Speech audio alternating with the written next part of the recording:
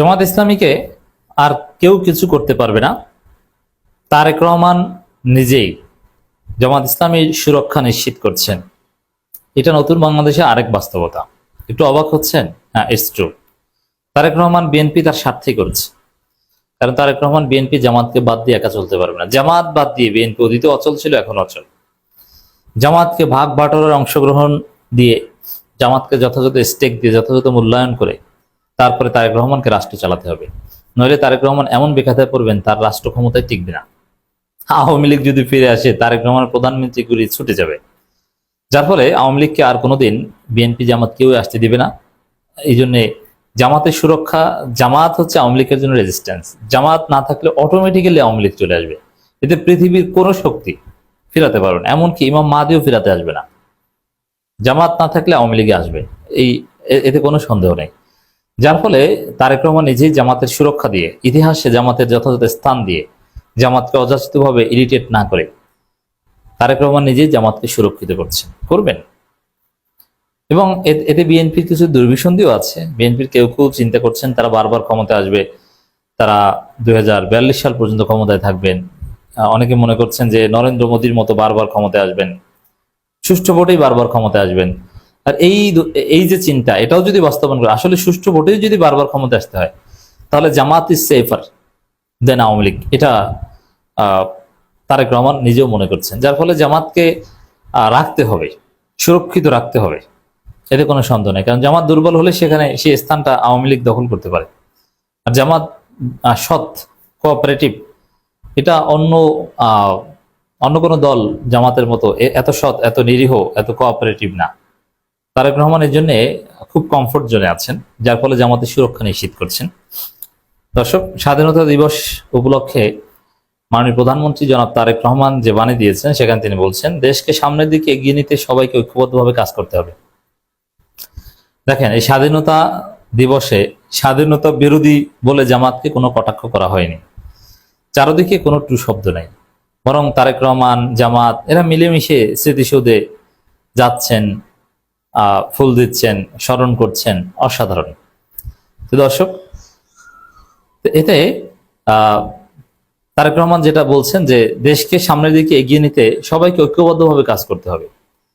এখানে সবাই বলতে বিএনপির পর সবার আগে মিন করেছেন জামাত ইসলামীকে।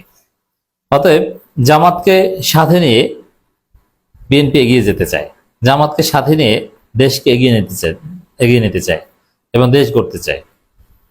এখন যার ফলে জামাত স্বাধীনতা বিরোধী, তাদেরকে ডিহিউম্যানাইজ করো, তাদেরকে আউস্ট করো, তাদেরকে second class, third class citizen হিসেবে ট্রিট করো, তাদেরকে সব সময় ট্যাগিং এর উপর রাখো, না, এইসব কথাবার্তা বা এইসব কাজ বিএনপি করবে না। নির্বাচনের প্রচারণার সময় এটা করেছে, কিন্তু রাষ্ট্রীয়ভাবে এটা করবে না। দলীয়ভাবে টুকটাক খোঁচা ওটা জামাতও বিএনপিকে দিবে, বিএনপিতেও তো রাজাকার আছে, জামাতকেও দিবে, কিন্তু রাষ্ট্রীয়ভাবে রাষ্ট্র জামাতকে স্বাধীনতা বিরোধী হিসেবে ট্রিট এক বিন্দু পরিমাণও করবে না। এই সুরক্ষা নিশ্চিত করছে তারেক রহমান, এবং এই ঐক্যের ডাকের মধ্যে এই সুরক্ষার নিশ্চয়তা এখানে আছে। দর্শক, দেশকে সামনের দিকে এগিয়ে নিতে সবাইকে ঐক্যবদ্ধভাবে কাজ করার আহ্বান জানিয়েছেন প্রধানমন্ত্রী তারেক রহমান। এখানে শেখ হাসিনা হলে বা তারেক রহমানের মধ্যে যদি ওই জামাতকে রাষ্ট্রীয়ভাবে বঞ্চিত করার কোনো ইচ্ছা থাকতো, তাহলে বলতেন যে স্বাধীনতা বিরোধীদের বিরুদ্ধে সবাইকে ঐক্যবদ্ধ হতে হবে, মুক্তিযুদ্ধের চেতনার ভিত্তিতে সেই করতে হবে। এইসব গাল গল্প কিন্তু তারেক রহমান মারেননি। তিনি বলছেন মহান স্বাধীনতা দিবস আমাদের জীবনের সাহস, আত্মত্যাগ ও দেশপ্রেমের চেতনাকে নতুন করে উজ্জীবিত করে। স্বাধীনতার মূল লক্ষ্য ছিল একটি বৈষম্যহীন, গণতান্ত্রিক, শান্তিপূর্ণ ও সমৃদ্ধ বাংলাদেশ প্রতিষ্ঠা করা। সেই লক্ষ্য সামনে রেখে আমাদের সবাইকে ঐক্যবদ্ধভাবে কাজ করতে হবে এবং দেশকে সামনের দিকে এগিয়ে নিতে হবে। দেখেন, স্বাধীনতার লক্ষ্য এগুলো নিয়ে কথা বলছেন, কিন্তু মুক্তিযুদ্ধের চেতনার নামে কোনো বিভাজনমূলক কথা কোনো বলেননি। স্বাধীনতার লক্ষ্য অর্জন করার কথা বলছেন, কিন্তু লক্ষ্য অর্জন করতে কারা স্বাধীনতা বিরোধিতা করেছিল তাদেরকে ধরো, তাদেরকে আইডেন্টিফাই করো, তারা দেশের শত্রু, এইসব কান্নাকাটি কিন্তু করেননি। কারণ স্বাধীনতা বিরোধিতা রাজনৈতিকভাবে যে কেউ করতেই পারে, আর যারা করেছিল তারা এখন কেউই নাই, এখন নতুন প্রজন্ম। অতএব তারেক রহমানের এই আহ বাণী, এটা সত্যিকার অর্থে নতুন বাংলাদেশের পাথেয় হতে পারে। যে মুক্তিযুদ্ধ নিয়ে কোনো নেতিবাচক চর্চার কোনো আলামত দেখিনি, যদিও এটা বিএনপির পক্ষে সম্ভব নয়, কারণ বিএনপিরও যে দুর্বলতা, জামাতেরও সেই দুর্বলতা। তারপরে বিএনপি কিছুটা হলো এখানে স্ট্যান্ড পয়েন্ট আছে, কারণ স্বাধীনতার ঘোষক বিএনপির প্রতিষ্ঠাতা, এটা নিয়ে চাইলে বিএনপি অনেক রাজনীতি করতে পারে। যেমন তারেক রহমান চাইলে তার বক্তব্যের শুরুতে সারাক্ষণ জিয়াউর রহমান জিকির করতে পারে, স্বাধীনতার ঘোষক জিকির করতে পারে। খালেদা জিয়াকে প্রথম নারী মুক্তিযোদ্ধা বানিয়ে, তিনি নিজেকে প্রথম শিশু মুক্তিযোদ্ধা বানিয়ে অনেক জিকির করতে পারেন, কিন্তু এগুলো কিন্তু তারেক রহমান করেন না। তার শ্বশুরকে গ্লোরিফাই করতে পারেন, এগুলো করেন না। যার ফলে এটা স্পষ্ট যে দেশকে এগিয়ে নিতে চান ও বিভাজন তিনি চান না। মহান স্বাধীনতা দিবস উপলক্ষে নিজের ফেসবুক পোস্টে এক বাণীতে তিনি এসব কথা বলেন। বাণীতে মহান স্বাধীনতা জাতীয় দিবস উপলক্ষে বাংলাদেশ সর্বস্তরের জনগণ, সব প্রবাসে বসবাসরত সব বাংলাদেশিকে আন্তরিক শুভেচ্ছা অভিনন্দন জানিয়েছেন প্রধানমন্ত্রী।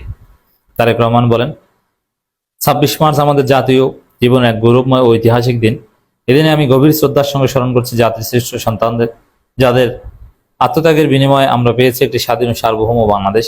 একই সঙ্গে আমি মহান মুক্তিযুদ্ধে অংশগ্রহণকারী বীর মুক্তিযোদ্ধা, নির্যাতিত মা বোন ও স্বাধীনতা সংগ্রামে আত্মনিবেদিত সকলকে গভীর কৃতজ্ঞতার সঙ্গে স্মরণ করছি এবং সব শহীদদের বিদেহী আত্মার মাগফিরাত কামনা করছি।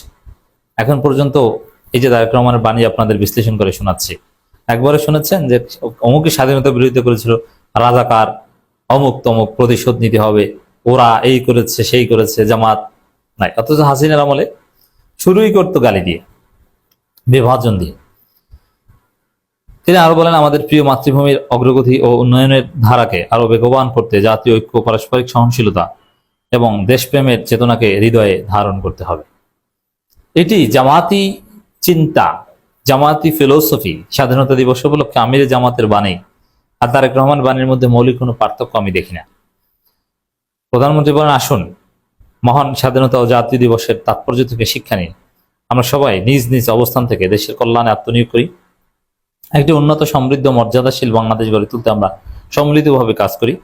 আমি মহান স্বাধীনতা জাতীয় দিবস উপলক্ষে আয়োজিত সব কর্মসূচির সফলতা কামনা করছি। আমি ধন্যবাদ জানাই তারেক রহমানকে। কোনো বিভাজনের কথা নেই, কোনো প্রতিহিংসা নেই, কোনো পুরনো বিভেদ চর্চা নেই। আছে সামনে এগিয়ে যাওয়ার আহ্বান, আছে ঐক্যবদ্ধ হওয়ার আহ্বান, এবং এর মধ্যেই জামাতের সুরক্ষা নিহিত। জামাত নির্যাতিত, মজলুম, ভয়াবহ প্রোপাগান্ডার শিকার। কারণ পৃথিবীর কোন সভ্য দেশ সেই পুরনো বিষয় নিয়ে এভাবে কেউ কাউকে নির্যাতন করে না, যেটা জামাতের ক্ষেত্রে হয়েছে। অতএব তারেক রহমানের বক্তব্য থেকে স্পষ্ট সামনে এগিয়ে যাওয়ার, অতীত নিয়ে কোনো চর্চা করার কোনো আলামত নেই। নির্বাচনী প্রচারণায় খোটা থাকবে, কিন্তু বাস্তবিক পক্ষে কিছু থাকবে না। তো দর্শক, অসাধারণ কিছু আমরা দেখলাম।